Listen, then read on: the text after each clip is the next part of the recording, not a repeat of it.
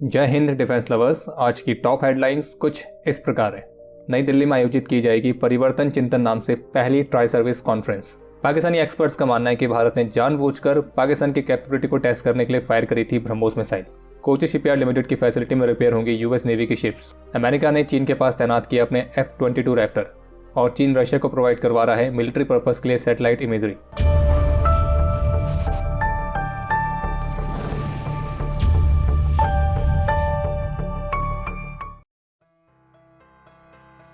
8 अप्रैल को नई दिल्ली में पहली बार एक ट्राई सर्विस कॉन्फ्रेंस को आयोजित किया जाएगा।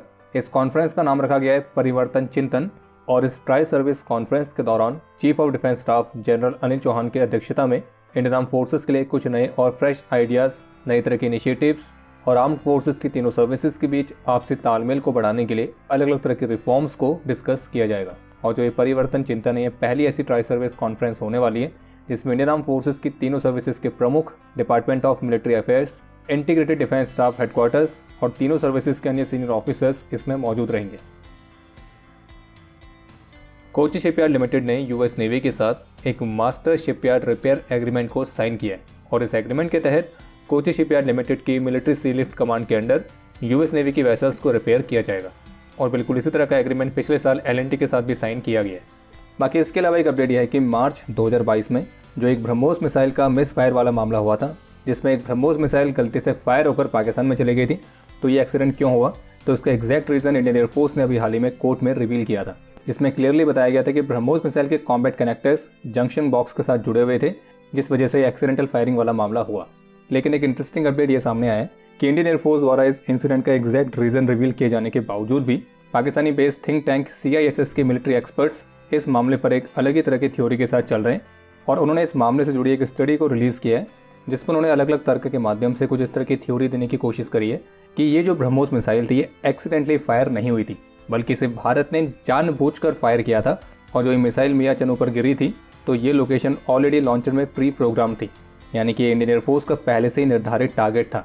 तो इसलिए वो ये मान रहे हैं कि एक्सीडेंटल लॉन्च नहीं है, बल्कि इसे भारत ने जानबूझकर फायर किया क्योंकि वे इस तरह की मिसाइल के खिलाफ पाकिस्तान का रिएक्शन टाइम और उनकी कैपेबिलिटी को टेस्ट करना चाह रहे थे। और जब ये मामला हुआ था तो आपको ध्यान होगा कि पाकिस्तान की तरफ से क्लेम किया गया था कि उन्होंने इस मिसाइल को ट्रैक जरूर किया, लेकिन फिर भी वे इसे इंटरसेप्ट नहीं कर पाए थे। और इस थ्योरी को शेयर करने से पहले उन्होंने ब्रह्मोस से जुड़ी कुछ टेक्निकलिटीज़ को शेयर किया और उसके साथ एक प्रश्न उठाया कि जो कॉम्बैट टीम है तो वो इस मिसाइल को लाइव स्टेट में आखिर ट्रांसपोर्ट करी क्यों रही थी, क्योंकि लॉजिकली मिसाइल को एक डीएक्टिवेट स्टेट में ही ट्रांसफ़र किया जाना चाहिए था।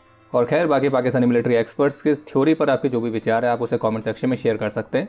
बाकी हम तो यही कहेंगे कि हाँ, ये एक्सीडेंट ही था। जहाँ एक तरफ आज 7 अप्रैल से अमेरिका, जापान, ऑस्ट्रेलिया और फिलीपींस ने डिस्प्यूटेड साउथ चाइना सी में अपनी पहली जॉइंट नेवल ड्रिल्स को शुरू करने की घोषणा करी थी और जिसमें वे एंटी सबमरीन वॉरफेयर ट्रेनिंग को भी कंडक्ट करने वाले हैं।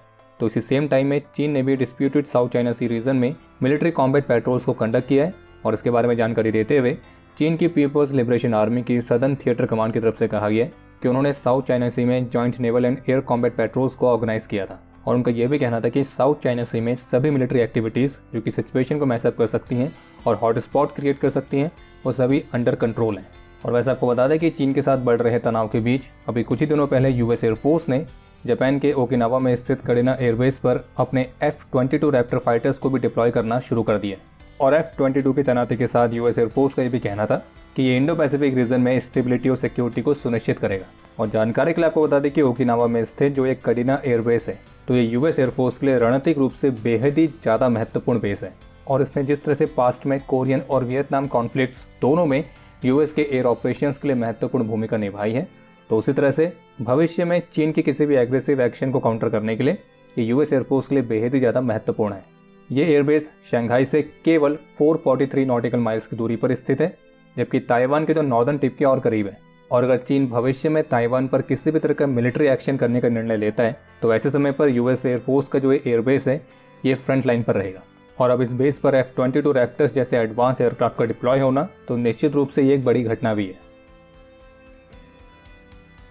आज रविवार को इजरायल के प्रधानमंत्री बेंजामिन नेतन्याहू की तरफ से कहा गया कि इजरायल गाजा वॉर में अपनी जीत से केवल एक कदम की दूरी पर है। और उनका यह भी कहना था कि उन्होंने कसम खाई है कि जब तक कि हमास सभी बंधकों को मुक्त नहीं कर देता है तब तक कोई भी सीज फायर नहीं होगा। और आपको बता दें कि इसराइल और हमास का जो एक कॉन्फ्लिक्ट है ये अपने 7वें महीने में प्रवेश कर चुका है। और बाकी इजरायली प्रधानमंत्री ने इस बात पर भी जोर दिया है कि इसराइल किसी भी तरह की डील के लिए तैयार है, लेकिन इसराइल सरेंडर करने को तैयार नहीं है। और उनका ये भी कहना था कि इसराइल पर अंतर्राष्ट्रीय दबाव डालने के बजाय हमास पर यह दबाव बनाया जाना चाहिए और इससे बंधकों की रिहाई में मदद मिलेगी। और इसराइल के प्रधानमंत्री ने अपने कड़े शब्दों में एक वार्निंग दी है कि जो कोई भी हमें चोट पहुंचाता है या हमें चोट पहुंचाने की योजना बनाता है तो हम उसे चोट पहुंचाएंगे, और हमने इस सिद्धांत को हर समय और हाल के दिनों में भी अपने व्यवहार में लाए हैं। बाकी अभी हाल ही में इसराइल के एयर स्ट्राइक में ईरान के रेवोल्यूशनरी गार्ड्स के 7 लोगों के मारे जाने के बाद अब ईरान ने भी इसराइल पर जवाबी कार्रवाई करने की कसम खाई है। और इस बात में कोई संदेह नहीं है कि अगर इस कॉन्फ्लिक्ट में ईरान डायरेक्टली इन्वॉल्व होता है तो उससे एक बहुत बड़ी क्राइसिस की सिचुएशन बन सकती है।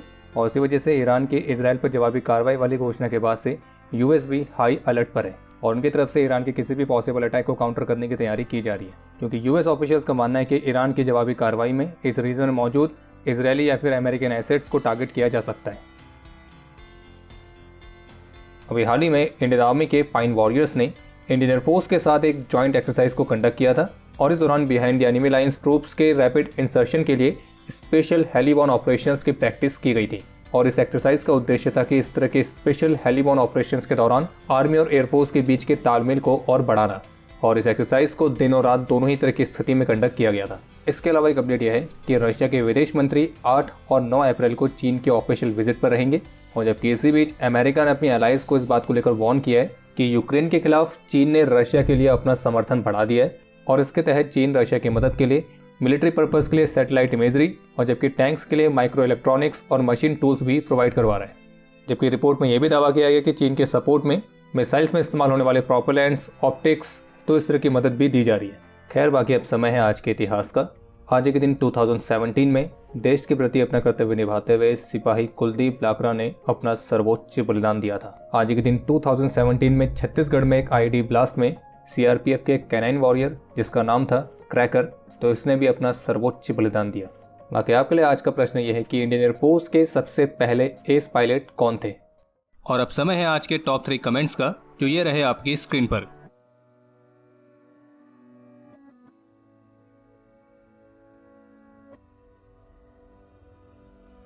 तो हमारे आज के इस एपिसोड के लिए इतना ही। उम्मीद है आपको एपिसोड पसंद आया होगा। पसंद आया तो वीडियो को लाइक जरूर करें। कोई भी सुझाव या सवाल हो तो उसके लिए कमेंट सेक्शन ओपन है। और अगर आपने अभी तक डिफेंस स्कॉट की सुपर ऐप को डाउनलोड नहीं किया है तो आज ही डाउनलोड करें और एक्सप्लोर करें डिफेंस की दुनिया को एक अलग तरह से। बाकी जल्द ही मिलेंगे नए एपिसोड के साथ। तब तक के लिए जय हिंद, जय भारत।